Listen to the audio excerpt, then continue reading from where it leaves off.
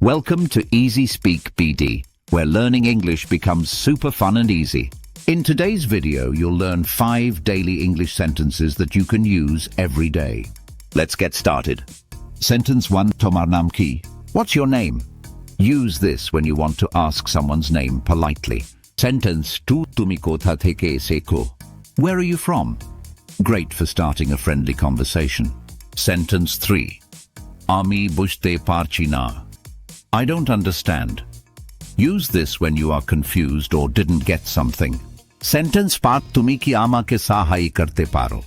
Can you help me? Ask this when you need help in any situation. Sentence 5. Agamikal dekha habe?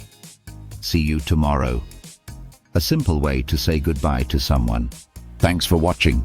Comment below your favorite sentence and don't forget to like, share and subscribe to EasySpeakBD for more helpful English lessons. See you in the next video.